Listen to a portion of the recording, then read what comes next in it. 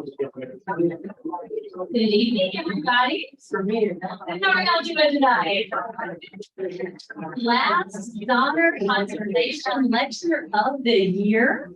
Going out with a bang. This is a full house. We're so happy that you're here. Who came to every lecture this summer? Anyone have perfect attendance? Oh, perfect attendance. Who came to like 2/3? Half.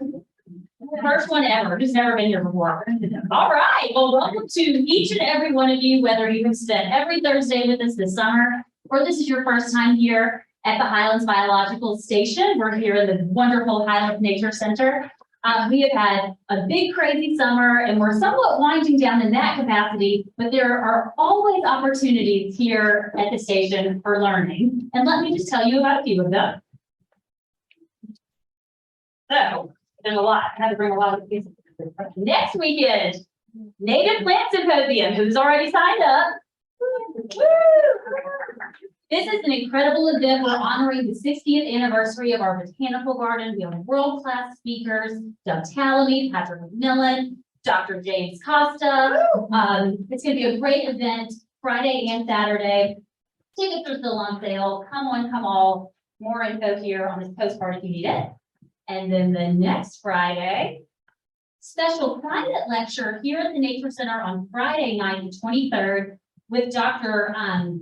James McClintock, who's a climate scientist from the University of Alabama at Birmingham, who has been on more than like 20 expeditions to Antarctica and seen the change that's occurred. And he's going to come tell us all about it. From penguins to plankton, the dramatic impacts of climate change in Antarctica. So really interesting, really special guy, kind of a big deal that he's going to come speak to us. So please come to that one. It is free, but we would like you to sign up just so we know how many to expect. Also, every Wednesday in September, we're having early bird strolls, where you can go to the botanical garden looking for birds with our naturalist. It is a good time. You can just show up, meet here. All right. For sale tonight, a book we're about to learn about. So afterwards, come find us and you can buy one and maybe I'll sign it. I don't know. We'll see. I've signed them already. Pre-signed. And then one of my last comments is, so as we're ending this season, if you have ideas for a topic that would interest you or a dynamite speaker you saw in your hometown or at your garden club or whatever it may be, please come tell me and I'll jot it down. And then come the beginning of next year when we sit down with our committee to look at another wonderful Zahner lecture series, we can incorporate your ideas. So if you've been thinking about something, please let me or one of our staff know before you leave, or just send us an email, tweet us, whatever. We would love your input because we do, you know, they kind of just come and we sit in a room and we have great ideas and y'all may have better ideas, you know? So please give us your feedback. Okay, I think that's my staff. Have I missed anything? We have a reception afterwards, anonymously sponsored tonight. So please stay, have a glass of wine, grab a snack, meet our speaker, and meet each other. Okay, now we're going to tell you about tonight's lecturer, Brent Martin, Executive Director of the Blue Ridge Bartram Trail Conservancy. He lives in the Cali community in Western North Carolina, where he works as the executive director, as I said. He has also served as the Southern Appalachian Regional Director for the Wilderness Society, Executive Director of Georgia Forest Watch, Associate Director of the Land Trust for the Little Tennessee, and Executive Director of the Arbucci Alliance. He has an MA and ABD in History from Georgia State University and is the recipient of the Southern Environmental Law Center's Southern Environmental Leadership Award. He is the author of 3 chapbook collections of poetry and the co-author of Every Breath Sings Mountains with Barbara Duncan and Thomas Crow. His nonfiction includes The Changing Blue Ridge Mountains, essays on journeys past and present, and what we're going to learn about tonight. And with that, we'll turn it over to Brent.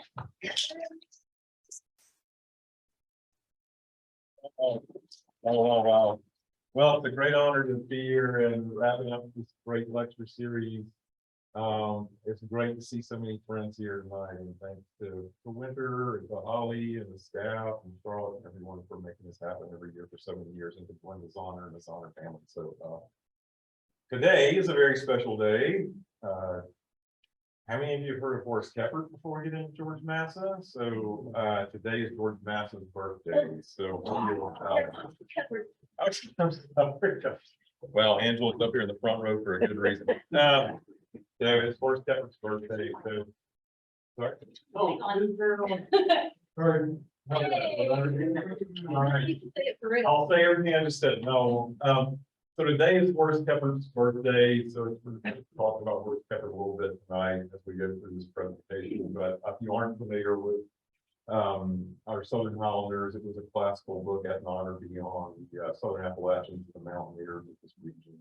And I would just highly recommend it, particularly after we talk about Masa tonight. I will say before going in further, there is someone standing behind me of some note who I would like to point out, because I would probably not be standing here right now without this guy right here. So it's a little intimidating to be in this room with him right now, because this is Paul Homestead, who did the documentary on George Masa. So I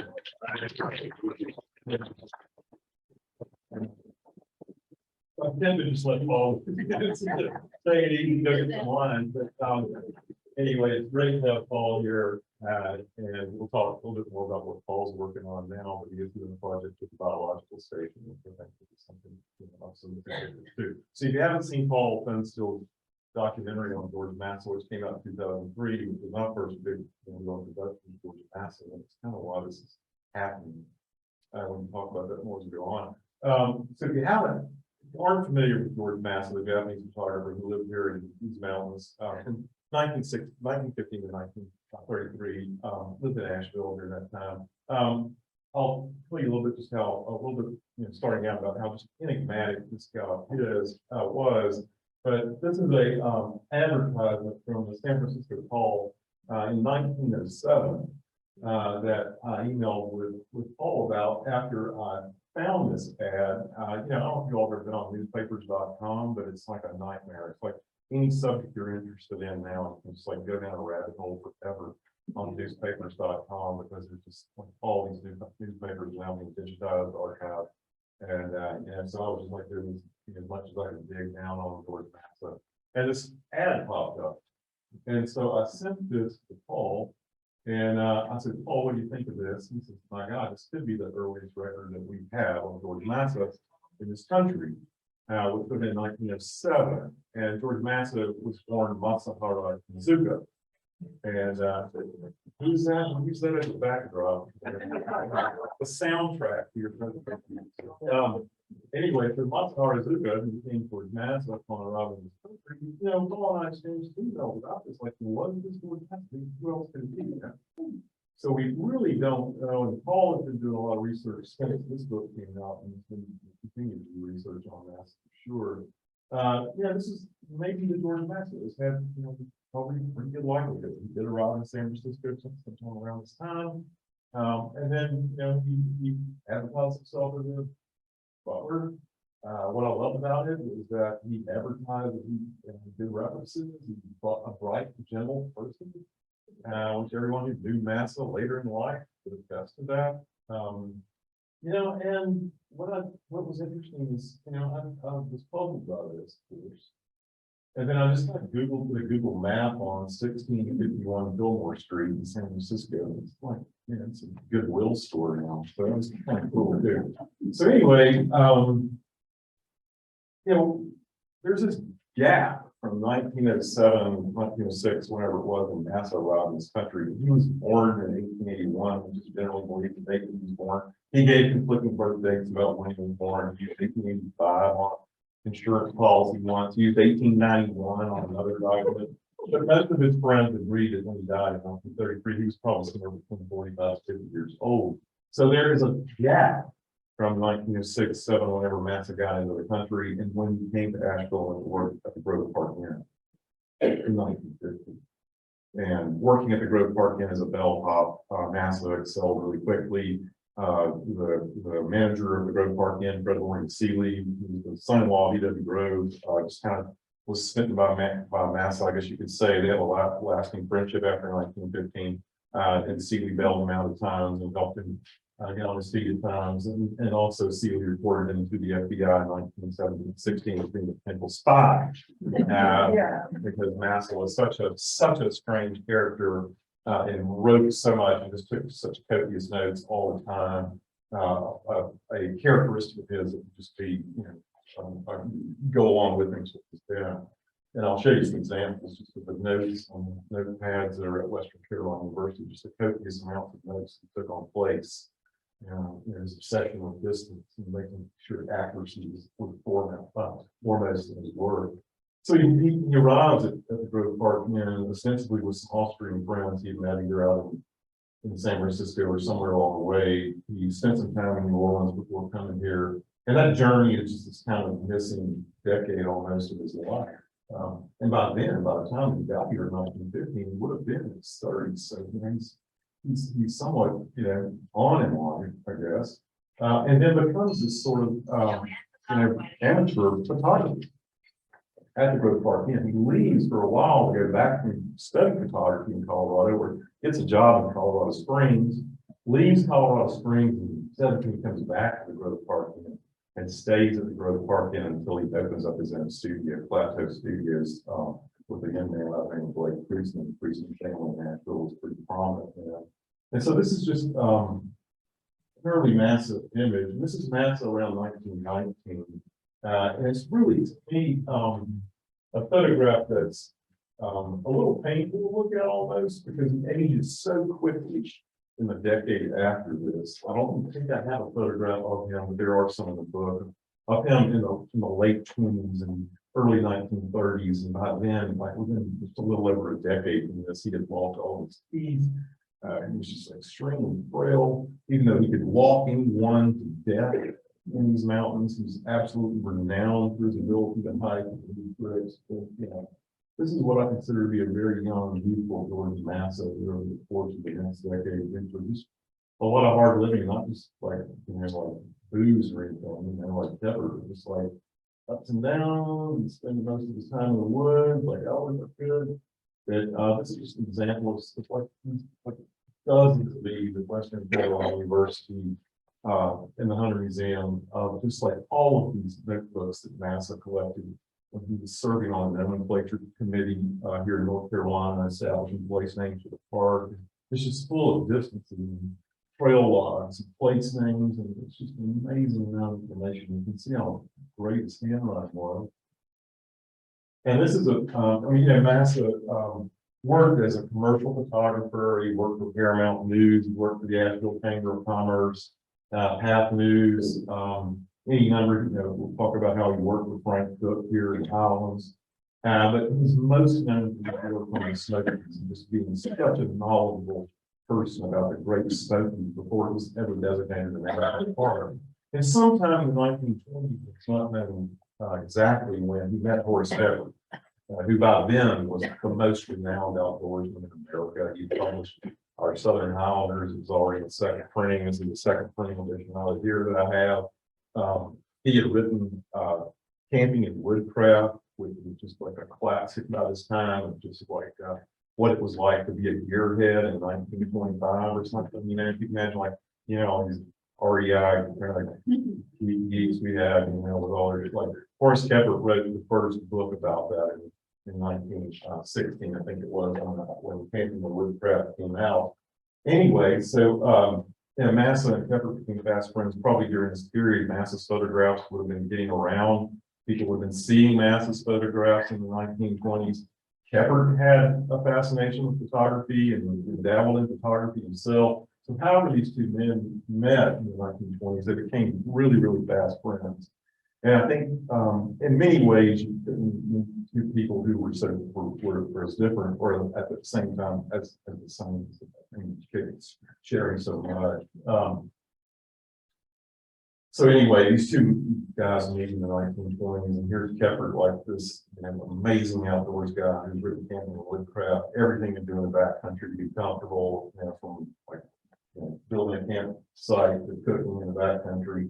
And Horace Pepper was just this renowned guy for just like traveling the backcountry with nothing but his big box camera, a tripod, and his bike wheel to measure distance. and a can, little tins of caviar. He lives in the caviar around, and had a bedroll. You know, and there he was camping with Fort Shepherd, who would have been like this luxury kind of camper, you know, that he would have been out with in the backcountry. So this is just one of the images from the 20s when he and Shepherd were exploring the Smokies, you know, when they were beginning to advocate this to be a national park. This was a national park movement. And Horace Shepherd and George Masa, were the two main, on the North Carolina side, they were the two big advocates and leaders, and among many others, of course, but two of the most well-known and renowned as far as spokespeople for the park. So I like to show this photograph of the Smokies here, and I like to ask people who have been up into the Smokies some kind of take a wild guess if where this might be in the park. Most of you in this room have been here probably, or driven past this point, who knows how many times. You know. Well, do you want to take a guess what it could be? Sorry? Yeah. Yeah, you're looking at Newfound Gap. So this was this was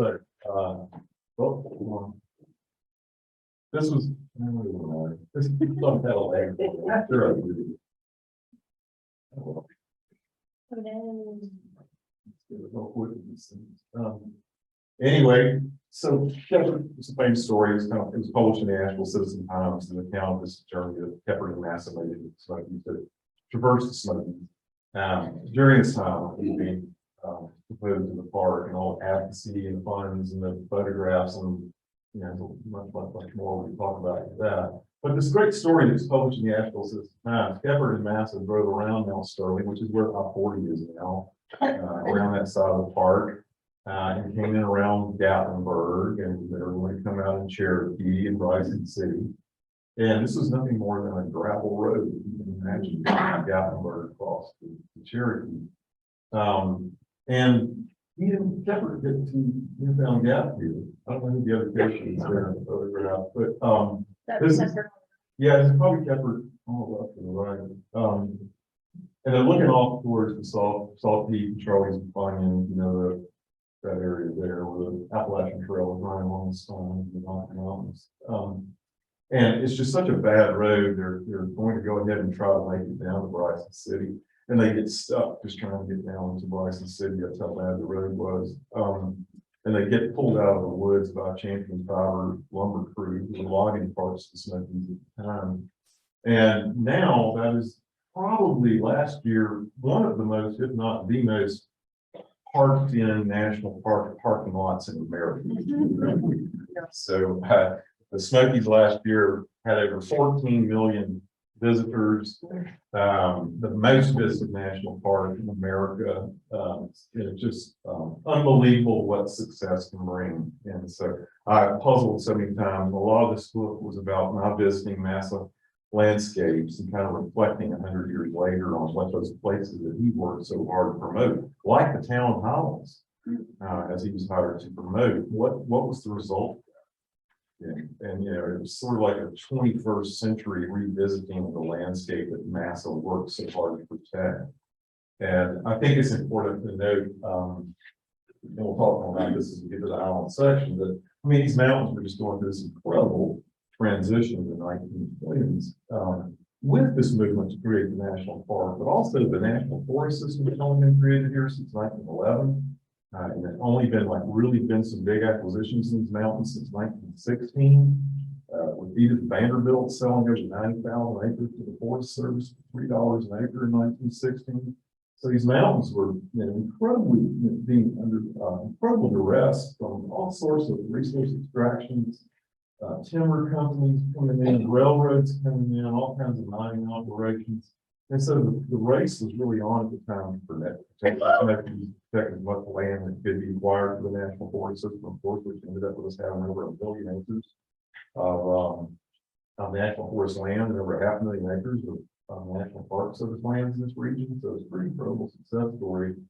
This is a great image. I love this image that Masa took with Pepper and a couple of friends looking out north when he was bald. He was a genius at life. Talk more about this. What were his influences? I know Paul's done research in Maine. Who may share with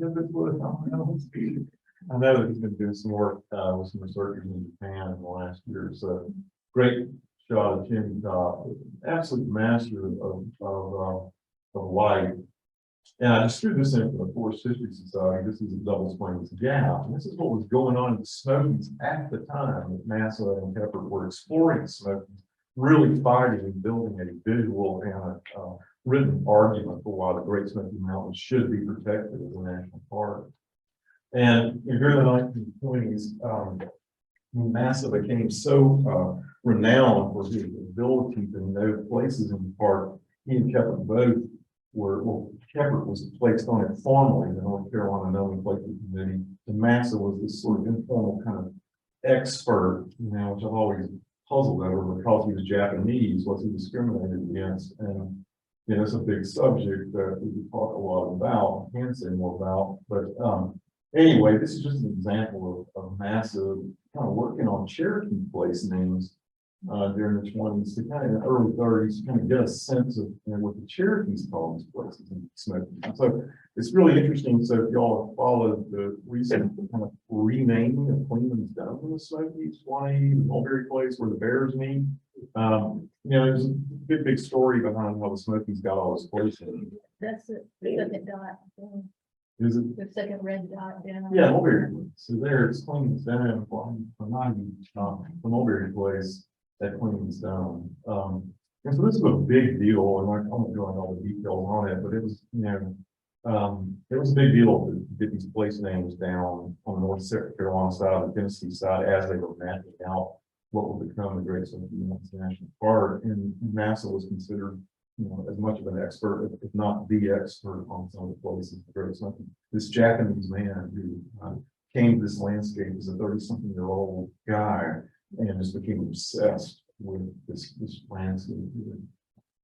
And I want to say something about this photographer, and this is Carlton Watkins. I don't know if you all have ever heard of Carlton Watkins, but you can't help speculate that Masa had some kind of artistic influence, that he had gotten photographic training, he might have been trained as a painter. There's very little evidence as to what he did before arriving into this country, and that's something I know we call. I know we'll get some information at some point as we've got working on a biography, but Carlton Watkins was a photographer in the 1850s and 60s in California.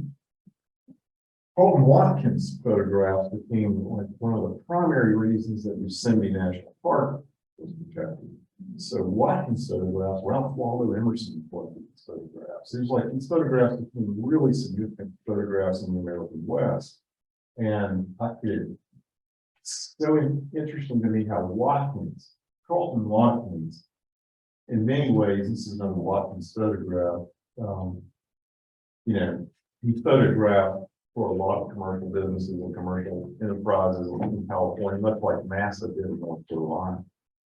And what was so amazing to me is much like Masa had these incredible ups and downs in his life and literally had lost everything. The same thing happened to Carlton Watkins. When Carlton Watkins sent his photographs of Yosemite Valley to Abraham Lincoln in the 1860s, and Lincoln saw these photographs in the 1860s and became an advocate for Yosemite National Park. And then later, Carlton Watkins loses everything in the 1870s, died dead broke in a sanitarium in the early 1900s in California.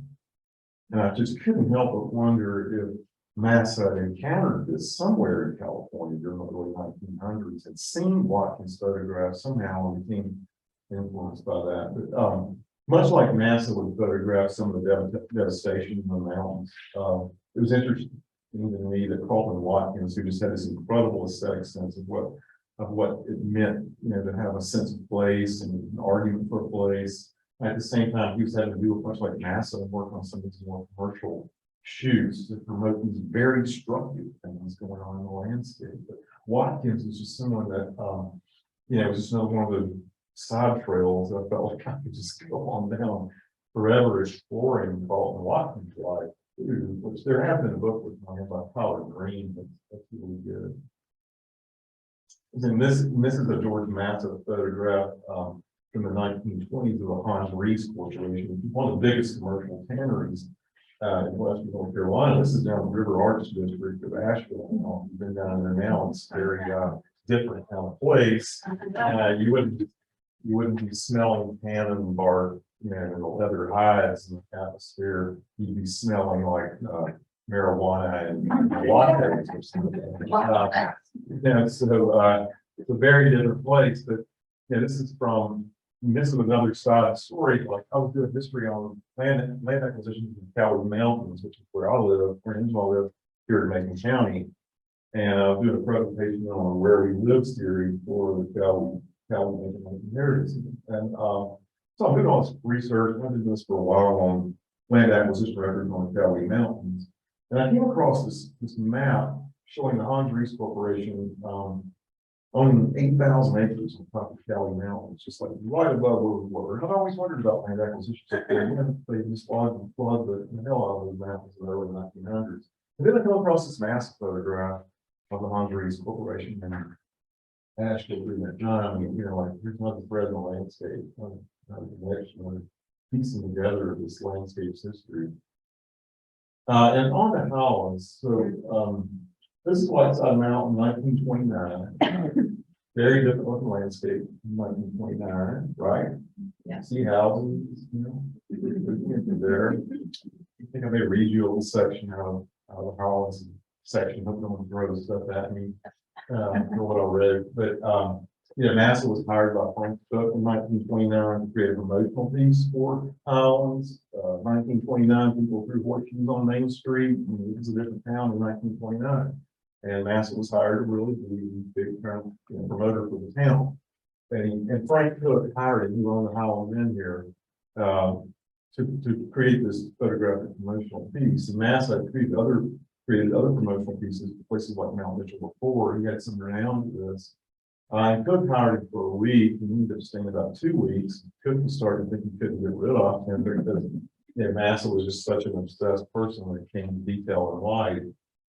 But this is from Satula here. And once again, this is a photograph of the Colossasia Gorge Road being built, and Masa was here in 1929 when the Colossasia Gorge Road was being built. So back to Watkins, you know, it's just sort of like this juxtaposition of what is being preserved and what is being destroyed, and what is this incredible race against time with these mountains. And you know, I just couldn't believe it. You know, Highlands Historical Society, if you all aren't aware of this, have 97 massive photographs.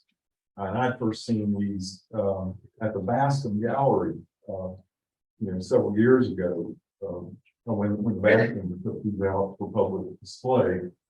And so when Hub City, when I got everything settled with Hub City Press, you know, Highlands Historical Society is one of the first places I called, because it was right here in the same county. And Bobby Oakley was the president. It's going over Bobby, and you know, this was February of 2020. Okay, so Bobby lets me into the Highlands Historical Society on this freezing February day, no heat on in the place, and you know, I stayed in there as long as I could without getting frostbite. And we're just pouring through all these massive images, 97 images, and then come across this photograph of the Colossasia Gorge Road being built, which you know, I've read other accounts where prior to the Gorge Road being built, you up Highlands and went down to the top of Colossasia Falls. That was part of the guy. There's just basically a cart path down there. You could stop and you know, look off the precipice there. But these incredible, powerful images of the Gorge Road being built must have seemed like just some major feat, and was. And that's what the Colossasia Falls looked like in 1929. I mean, it's a very different looking landscape. It's reforested, it's totally natural. Amazing thing about these mountains is they do such regenerative restorative properties to them. They're like fairly resilient. Something that's not too much. Unfortunately, there's a lot of things going on under control. Another great shot of Whiteside. It's the Big Bear Film here. Mixing up my visuals on this. But anyway, great shot of Whiteside. Clear enough to a lot of these. You don't know what this is? Drop balls. What a great shot of drop balls. 1929. And have you ever been to this place? Granite City. I'd never been to Granite City before doing this book. So I went to Jason Love, and I was staying at the Highlands Biological Station. It took a week and stayed at the biological station. And old dorm back in 2021. Just went around and spent a week riding and just visiting the Masa haunts. And figured out where Grand City was. It's down in the west side. I'm almost scared to tell anyone where it is. You might get required. This group is kind What's of, that? You might get required. Right by it. I did. Yeah, I probably did. I never had been to Grand City before. I had to climb all these rocks with my hand in the past. I almost cut my hand off in 2020. And had to write this book literally with one hand for a bit of the time. I felt the fingers working. And this is the Richards Oak. I don't know if you've all ever seen it, but this photograph before. This is Henry Wright from Highlands citizens in the 20s.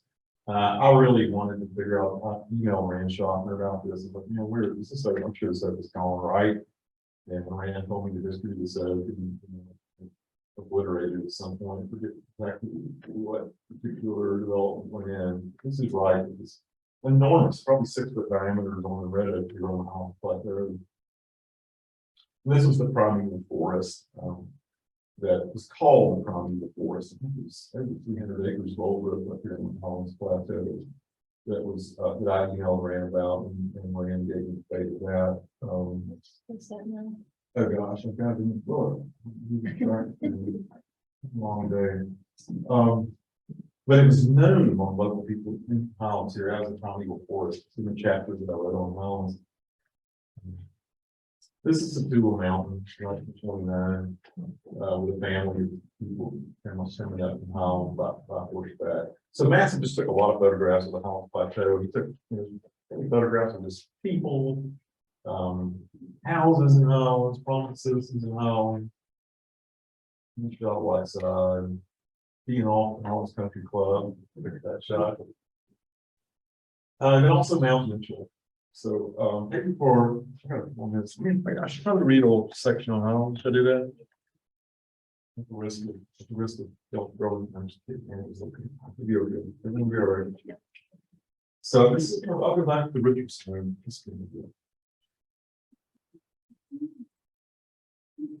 Yeah.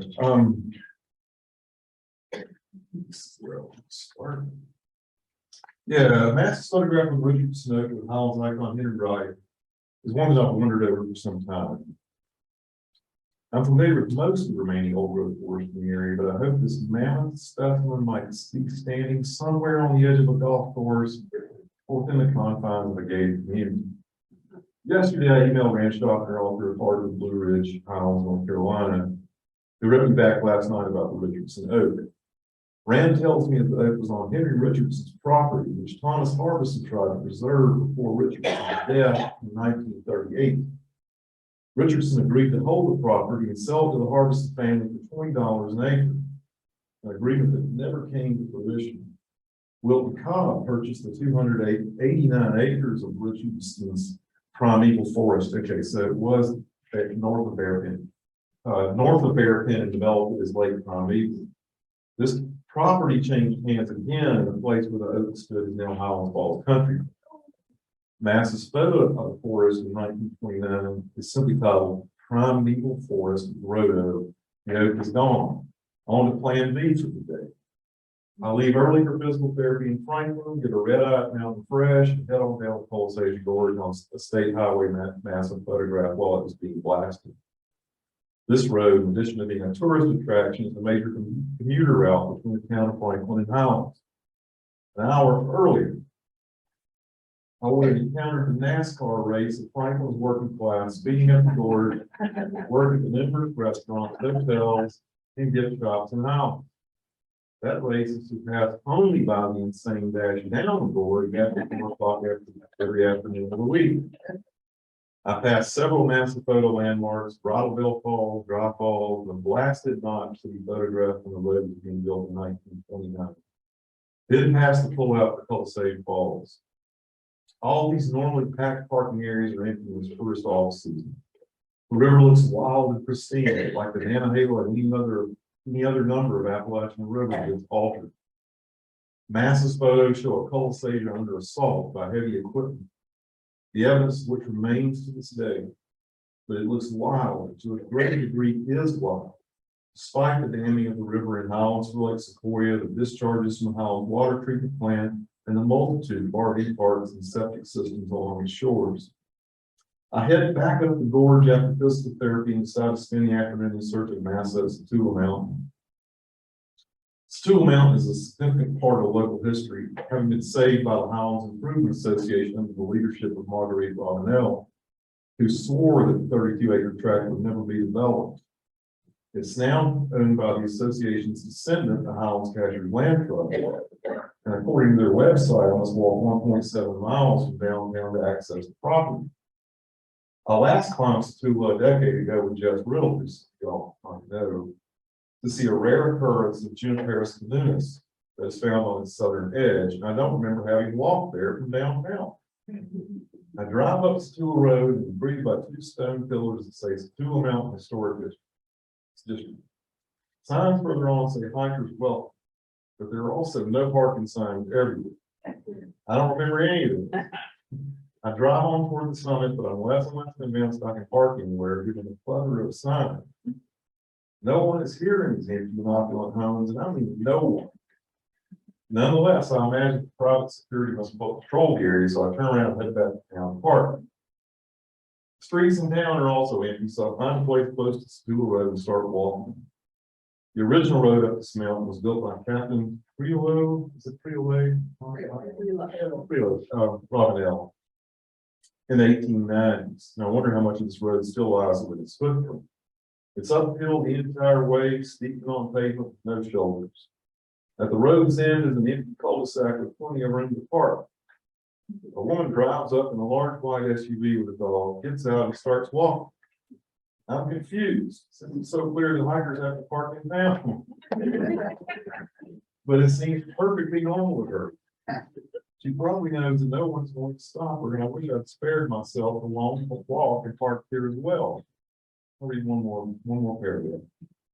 Another half mile of walking, I reached the open and rocky summit. My first impression after studying Masa's photograph from 92 years ago is that the summit is revegetated along its edges. The next impression is that the houses along the rim of Whiteside Mountain. That rim was a prominent feature in Masa's photographs. Today, houses line it like $100 million string of Christmas lights. Masa's image has a family of 5 on horseback looking south towards South Carolina. They seem content. Was Masa? A line of trees is behind them, and I believe it's the same family of pitch pines whose shade I'm enjoying at the moment. The pitch pines and white oaks on this windswept ridge are all in the 200-year-old age category, stunted and bonsaied from 2 centuries of wind and harsh weather. It's warm and clear like no other day this year, and I fall sound asleep on the pine straw looking towards Whiteside. I sleep for almost an hour and wake up a bit chilled. I wander out into the junipers and back to a spot on the mountain that someone on the internet claims is an old Confederate lookout. It's actually the remains of a stone shelter built by the Ravenels for overnighters many years ago. The rocks are mortared and form a distinct wall complete with a fireplace. I hear voices that see a young couple with their child above me coming down the trail. I don't want to startle them, so I move back up and into the trail, stepping aside when they see me. I head back down, stopping at one of the empty homes that has a for sale sign out front with a brochure box. It's all mine for $1.3 million, and there's some issue with the septic system. Well, that's a deal killer.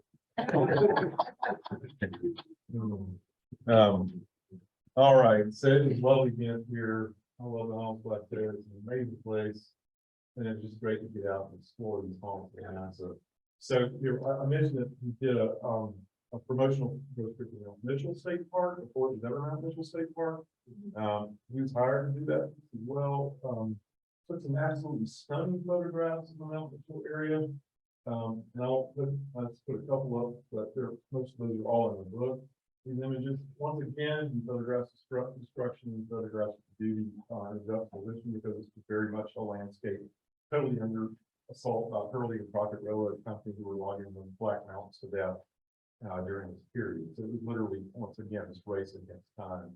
And I would say that as I've spent a lot of time around Mount Mitchell, I have spent time around Mount Mitchell over the years. I visited during the pandemic during lockdown. After lockdown, basically a very, very empty place.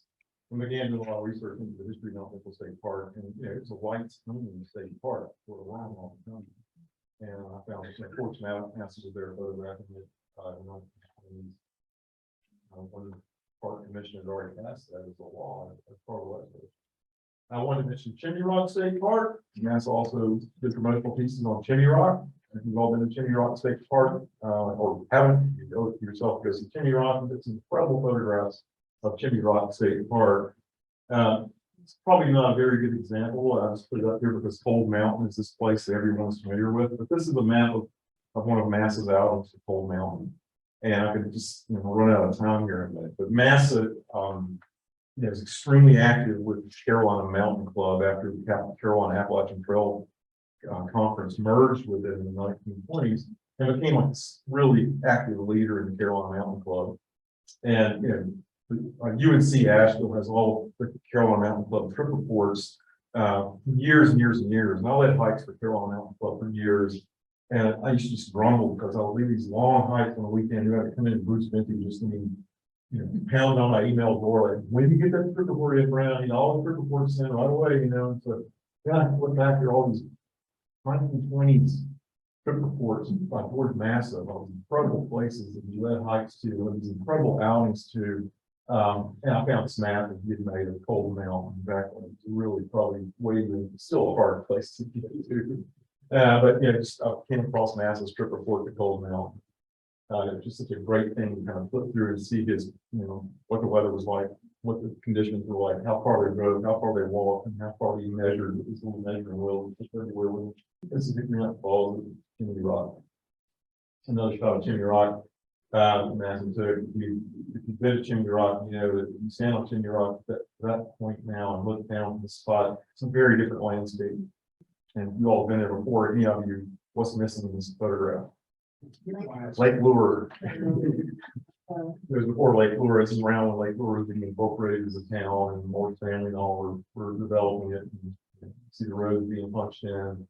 But it was interesting once again to visit this during the pandemic. You know, it was just all of this was weird because of the pandemic. This is not the book I was going to write. It was going to be similar, but you know, the pandemic just recontextualized everything for me as I went through this landscape and seeing how people were, you know, piling up in the mountains and just getting out.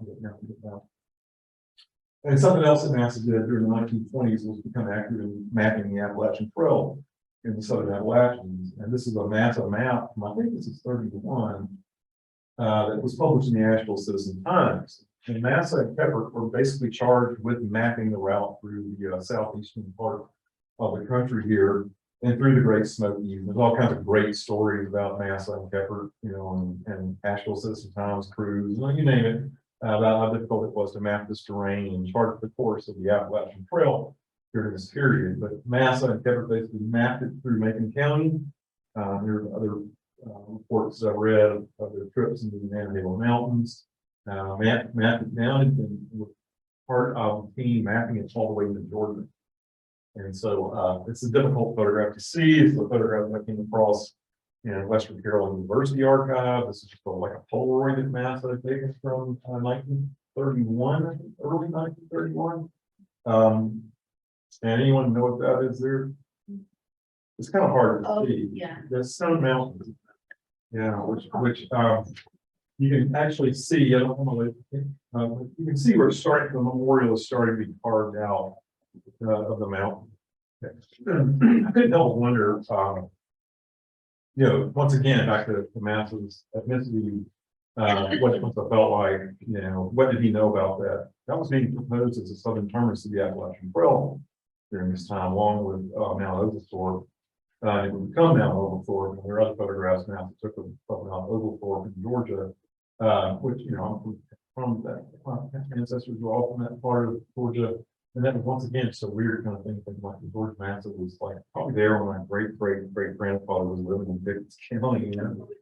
Yeah, like, you know, Oglethorpe, the giant obelisk that was going to be the southern terminus of the Appalachian Trail was later moved to Springer Mountain due to the development that was going around that area too. But it was just interesting to come across this massive photograph of Stone Mountain, Georgia, just puzzle over like, God, how weird that must have been. Yeah, I mean, this is planned.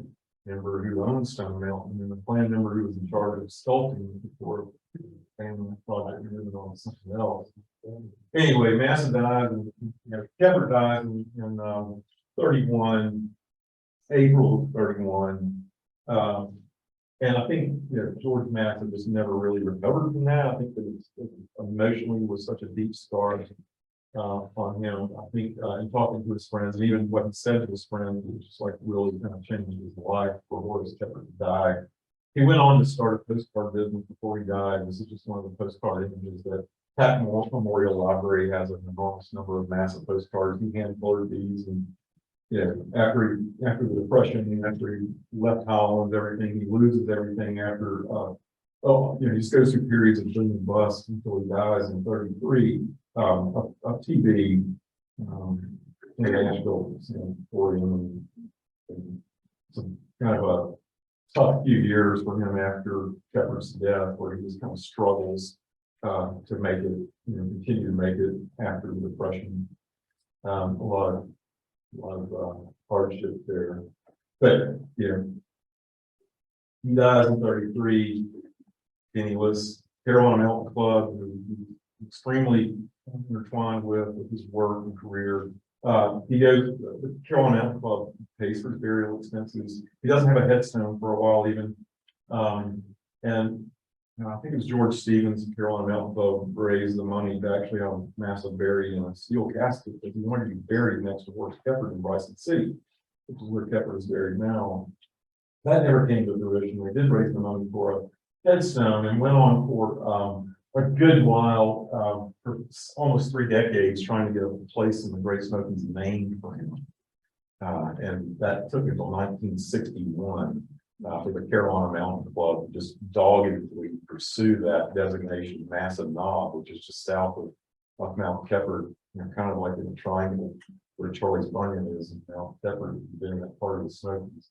It takes until almost 1961 to get that designation. Now, you can't puzzle with that as well. I mean, I could back up and just say a lot more about how, Seeley, I mentioned that Seeley reported Masa to the FBI as a potential spy in 1917. There have been Asian anti-immigration acts passed up to that point, starting back in 1905. And then World War II breaks out. The Grove Park Inn actually became a temporary detainment center for Japanese diplomats, which is somewhat ironic. And I couldn't help but think like if there was a bit of racism going on with that designation, and the Park Service just being so resistant for so long to Masa getting that designation in the Great Smokies, Masa Knob, which is another wonderful little excursion during the pandemic to go bushwhack on the way to the top of Masa Knob. When we found out probably a record number of people parked in the parking lot. And so Masa died. I mean, most of his photographs, a lot of the negatives were off. Elliot Lyman Fisher bought the estate, included his negatives for like $50, I think. And then, he slowly began being ripped off various photographers, Fisher being one of them, using postcards, promote Western North Carolina scenery. Masa actually published one of the first field guides to the Great Smokies in 33 with George McCoy, who was Nashville Citizen Times editor. And Masa and McCoy collaborated on this. The second edition of that book barely even mentioned George Masa. And it's kind of similar to what happened to Carlton Watkins out of California. Watkins' photographs were just ripped off by everyone after he lost everything in the 1870s after the Depression in the 70s. Let's see, I think that's now, okay, so Masa finally, Paul was here back in the spring too. We were there for this unveiling of the new Masa historical marker in downtown Asheville. This is right on Pack Square. So if you're in Asheville now and driving up Patton Avenue towards the square, you'll see the new Masa historical marker there, right on Pack Square. And this is Masa's grave now. Paul's here. I wanted to ask him if he wanted to put that photograph of Masa there with that F-32 and it's great. And it's Paul, is that you? Have you seen this photograph that's on this memorial right now? No. Yeah, I've wondered about this. It's kind of a metal piece that's been protected. When we were there, I don't know, it's probably a spring or more, a year or more ago. that was exactly what Manchester was going to look. And I love it because it's, you know, you go into Riverside Cemetery in Nashville, and there's all these obelisks, Confederate Memorial, and Chamber of Commerce, and politicians, you name it, and businessmen, and you know, there's like there's little masses and then to little headstones. He's just such an amazing human being, such an incredible enigmatic character in these mountains. You know, the mystery of George Masa, as Paul's film is called, it's like the more that I got out and started talking about Masa and the book, story Masa, just the more mysterious it became. Even kind of less mysterious at all. It's like it became even more enigmatic. It's the story that kind of, you know, came to sink into me a little bit, and just talking to people about him, what a unique human being he was.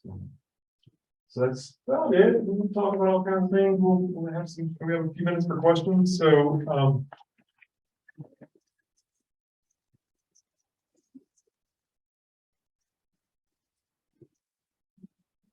Question?